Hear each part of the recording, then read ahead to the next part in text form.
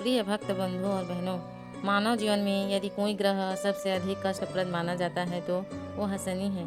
शनि महादशा, अंतरदशा, साढ़े साती अथवा दशा के रूप में शनि मानव के जीवन में आया करता है। मानव जीवन में शनि 3 बार ही आता है। प्रथम बार का शनि खेल कूद के समय माता पिता के आश्रय में, दूसरी बार का शनि मानव जीवन को हिला देता है और तृतीय बार का शनि जीवन के सुख, चैन, शांति, धन, यश को समाप्त कर देता है। और दुर्भाग्यवश चौथी बार का शनि आ जाए तो श्री राम नाम सत्य ही करा दिया करता है। शनि जनित कष्ट निवारण के लिए शनिवार को व्रत करना परम लाभदायक है। शनिवार के व्रत को प्रत्येक स्त्री पुरुष कर सकता है। वैसे यह व्रत किसी भी शनिवार से आरंभ किया जा सकता है। तो मित्रों, कथा यह है कि एक समय समस्त प्राणियों का हित चाहने वाले मुनियों ने नैमिषारण्य वन में एक सभा की। उस समय व्यास जी के शिष्य सूत जी शिष्यों के साथ श्री हरि का स्मरण करते हुए वहां पहुँचे। समस्त शास्त्रों के ज्ञाता सूत जी को आता देखकर महातेजस्वी शौनकादि मुनि उठकर खड़े हो गए और सूत जी को नमस्कार किया और सुंदर उच्च आसन देकर पूजन किया। मुनियों ने विनयपूर्वक पूछा, हे मुनि, इस कलयुग में श्री हरि की भक्ति किस प्रकार से होगी? सभी प्राणी पाप में तत्पर होंगे, मनुष्यों की आयु कम होगी, ग्रह कष्ट, धन रहित और अनेकों पीड़ाओं युक्त मनुष्य होंगे। हे सूत जी, पुण्यतिथि अति परिश्रम से होता है, इस कारण कलयुग में कोई भी मनुष्य पुण्य ना करेगा।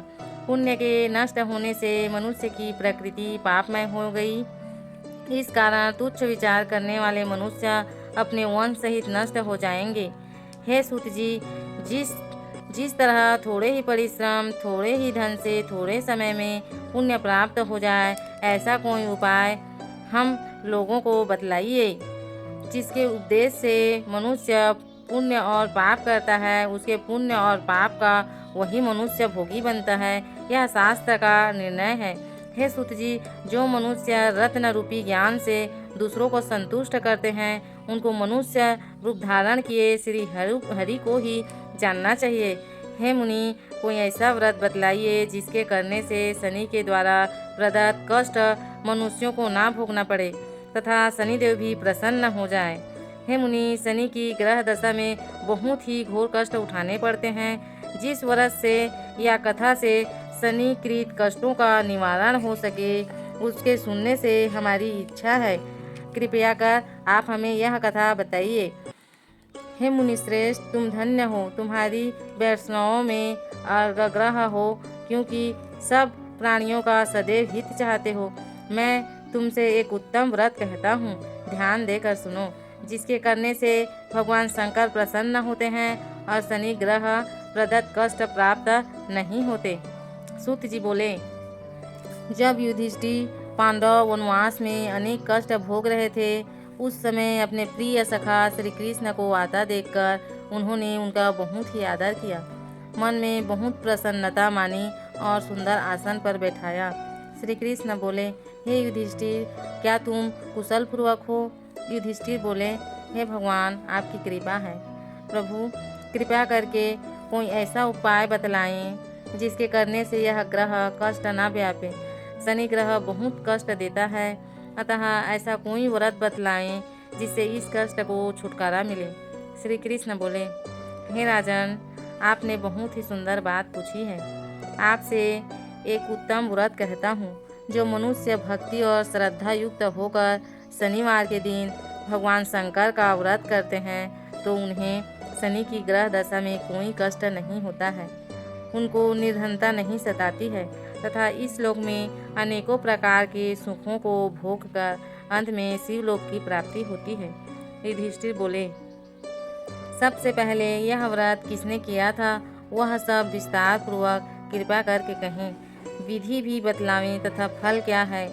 भगवान श्री कृष्ण जी बोले, हे राजन, शनिवार के दिन, विशेषकर सावन मास में शनिवार के दिन लोह निर्मित शनि की प्रतिमा को पंचामृत से स्नान कराकर अनेक प्रकार के गंध, पुष्प, अष्टांग, धूप, फल, उत्तम प्रकार के नैवेद्य आदि से पूजन करें। शनि के 10 नामों का उच्चारण करें। तिल, जौ, उड़द, गुड़, लोहा, काले वस्त्र का दान करें। फिर भगवान शंकर का विधि पूर्वक पूजन करें, आरती करें, प्रार्थना करें। हे भोलेनाथ, मैं आपकी शरण में हूँ, आप मेरे ऊपर कृपा करें, मेरी रक्षा करें। हे युधिष्ठिर, पहले शनिवार को उड़द का भात, दूसरे को केवल खीर और तीसरे शनिवार को खजला, चौथे को पूरियों का भोग लगाएं। इस व्रत की समाप्ति पर यथाशक्ति ब्राह्मण को भोजन कराएं। इस प्रकार करने से सब प्रकार के कष्ट व्याधियों का सर्वथा नाश होता है। राहु, केतु, शनि, कृत दोष दूर होते हैं और अनेक प्रकार के सुख साधन एवं पुत्र पौत्र आदि से संपन्न होकर इस लोक में सभी प्रकार का सुख भोग अंत में मेरे लोक को प्राप्त होता है। सबसे प्रथम जिसने इस व्रत को किया था उसकी कथा कहता हूँ। पूर्व काल में इस पृथ्वी पर एक राजा राज्य करता था। उसके पुत्र का नाम धर्मगुप्त था। उसने अपने शत्रुओं को वश में कर लिया। देवगति से राजा और राजकुमार पर शनि की दशा आई। राजा को धर्मगुप्त राजकुमार के बैरियों ने समाप्त कर दिया। तब धर्मगुप्त राजकुमार के लिए कोई सहारा ना रहा। राजगुरु को भी बैरियों ने मार दिया। राजगुरु की विधवा ब्राह्मणी रह गई तथा उसका लड़का सूचिव्रत रह गया। ब्राह्मणी ने राजकुमार धर्मगुप्त को अपने साथ ले लिया और अपने पुत्र को साथ लेकर नगर को छोड़कर चल दी। गरीब ब्राह्मणी दोनों कुमारों का बहुत कठिनाई से निर्वाह कर पाती थी। कभी किसी शहर और कभी किसी नगर में दोनों कुमारों को लिए घूमती रहती थी।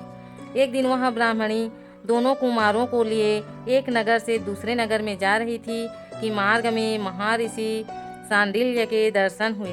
ब्राह्मणी ने दोनों बालकों के हाथ मुनि के चरणों में प्रणाम किया और बोली, महर्षि, आज मैं आपके दर्शन से कृतार्थ हो गई। यह मेरे दोनों कुमार आपकी शरण में हैं, आप इनकी रक्षा करें मुनिवर। यह सूचिव्रत मेरा पुत्र है और यह धर्मगुप्त राजपुत्र है और मेरा धर्मपुत्र है। हम सभी घोर दरिद्र में पड़े हुए हैं, आप हमारा उद्धार कीजिए। सांडिल्य मुनि ने ब्राह्मणी की सब बात सुनी और बोले, देवी, तुम्हारे ऊपर शनिदेव का प्रकोप है, अतः आप शनिवार के दिन व्रत करके भगवान शिव जी को आराधना किया करो और पीपल के वृक्ष का पूजन सूर्य उदय से पहले किया करो, इससे तुम्हारा कल्याण होगा। ब्राह्मणी और दोनों कुमार मुनि को प्रणाम कर श्री शिव मंदिर के लिए चल दिए। शनिवार के दिन दोनों कुमारों ने मुनि के उपदेश अनुसार शनि का व्रत किया तथा पीपल के वृक्ष की पूजा करके शिव जी का पूजन किया। इस प्रकार दोनों कुमारों को शनिवार का व्रत करते करते 4 माह बीत गया। एक दिन सूचिव्रत स्नान करने के लिए गया। उसके साथ राजकुमार नहीं था। उसे कीचड़ में बहुत बड़ा कलश दिखाई दिया। सूचिव्रत ने उसको उठाया और देखा तो उसमें धन था। सूचिव्रत उस कलश को लेकर घर आया और माँ से बोला, हे माँ, इस शिव जी के प्रसाद को देख, भोलेश्वर ने कैलाश कलश के रूप में हमें धन दिया। माता ने आदेश दिया, बेटा, तुम दोनों इसे बांट लो। माँ के वचन सुन सूचिव्रत बहुत प्रसन्न हुआ और राजकुमार से बोला, भैया, अपना हिस्सा ले लो। परंतु शंकर जी की पूजा में विश्वाजी राजकुमार बोला, माँ, मैं हिस्सा लेना नहीं चाहता, क्योंकि जो कोई अपने सुकृत से जो भी पाता है वह उसी का भाग है और उसे स्वयं अपने आप ही भोगना चाहिए। भोलेश्वर शिव जी मुझ पर भी कभी कृपा करेंगे। उसके पश्चात धर्मगुप्त प्रेम और भक्ति के साथ शनि का व्रत करके पूजन करने लगा। इस प्रकार से उसे 1 वर्ष व्यतीत हो गया। वसंत ऋतु का आगमन हुआ। राजकुमार धर्मगुप्त तथा ब्राह्मण पुत्र सूचिव्रत दोनों वन में घूमने के लिए गए। दोनों वन में घूमते घूमते काफ़ी दूर निकल गए। वहाँ उनको अनेक गंधर्व कन्याएं खेलती हुई मिली। ब्राह्मण कुमार बोला, हे भैया, पवित्र पुरुष स्त्रियों के बीच नहीं जाते, वे मनुष्य को शीघ्र ही मोह लेती हैं। विशेष रूप से ब्रह्मचारी के लिए स्त्रियों से भाषण करना व मिलना नहीं चाहिए। परंतु गंधर्व कन्याओं के खेल को देखने की इच्छा रखने वाला राजकुमार खेल देखने के लिए वहाँ पर चला गया। ब्राह्मण कुमार नहीं गया।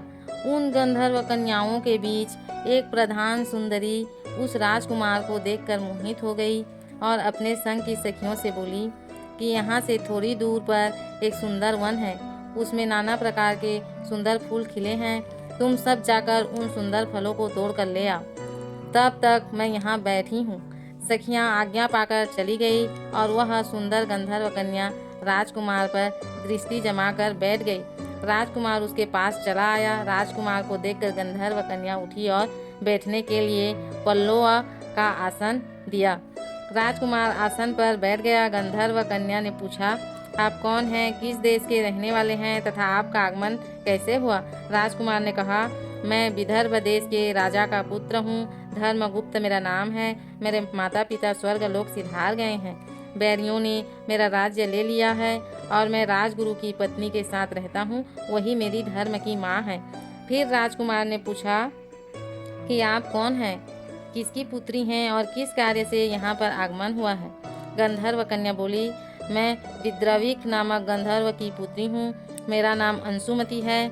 आपको आता देखकर आपसे बात करने की इच्छा हुई, इसी से मैं सखियों को अलग भेजकर अकेली रह गई हूँ।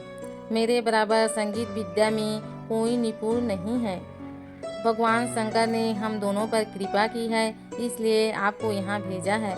अब से लेकर मेरा आपका प्रेम कभी न टूटे। यह कहते हुए कन्या ने अपने गले का मोतियों का हार राजकुमार के गले में डाल दिया। राजकुमार को अत्यंत प्रसन्नता हुई और वह बोला, मेरे पास न राज है न धन है और मेरी भार्या कैसे बनेंगी? आपके पिता हैं, आपने उनकी आज्ञा ली है। गंधर्व कन्या बोली, अब आप अपने घर जाएं और परसों प्रातःकाल यहाँ आएं, आपकी आवश्यकता होगी। राजकुमार से ऐसा कहकर गंधर्व कन्या अपनी सहेलियों से जा मिली। राजकुमार धर्मगुप्त भी शुचिव्रत के पास चला गया और उसे सब समाचार सुनाया। फिर दोनों ने संपूर्ण समाचार अपनी माँ को जाकर बता दिया। उसके बाद में तीसरे दिन शुचिव्रत को साथ लेकर राजकुमार धर्मगुप्त उसी वन में गया। उसने देखा कि स्वयं गंधर्वराज विद्राविक उस कन्या को साथ लेकर उपस्थित हैं। गंधर्वराज ने दोनों राजकुमारों का अभिवादन और स्वागत किया। दोनों को सुंदर आसन पर बैठाकर राजकुमार से कहा, राजकुमार, मैं परसों कैलाश पर गौरी शंकर के दर्शनार्थ को गया था। वहाँ करुणा रूप सुधा के सागर भोले शंकर जी ने मुझे अपने पास बुलाकर कहा, गंधर्वराज पृथ्वी पर धर्मगुप्त नामक भ्रष्ट राजकुमार है। उसके परिवार के लोगों को बैरियों ने समाप्त कर दिया है। वह बालक गुरु के कहने से शनिवार का व्रत करता है और सदा मेरी सेवा करता है। तुम उसकी मदद करो जिससे वह अपने शत्रुओं को वश में कर सके। गौरी शंकर की आज्ञा को सिरोधार्य करके मैं अपने घर को चला आया। घर पर मेरी पुत्री अंशुमति ने भी बहुत प्रार्थना की। शिव शंकर की आज्ञा तथा अंशुमति के मन की बात जानकर उसको लेकर वन में लाया हूँ और इसे आपको देता हूँ। आपके बैरियों को वश में करके मैं आपका राज्य भी आपको दिला दूंगा। ऐसा कहकर गंधर्वराज ने अपनी कन्या का विवाह राजकुमार के साथ कर दिया तथा अंशुमति की सहेली का विवाह ब्राह्मण कुमार शुचिव्रत के साथ कर दिया।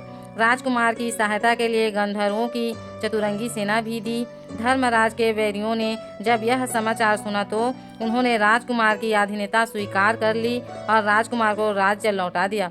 धर्मगुप्त सिंहासन पर बैठा और अपने भाई शुचिव्रत को मंत्री नियुक्त कर दिया। जिस ब्राह्मणी ने उसे पुत्र की भांति पाला था उसे राजमाता बनाया। शनिवार के व्रत के प्रभाव तथा शिव जी की कृपा से धर्मगुप्त इस प्रकार विदर्भ राज हुआ तथा इस लोक में नाना प्रकार के सुख भोग भगवान शंकर की पूजा कर शिवलोक को प्राप्त हुआ।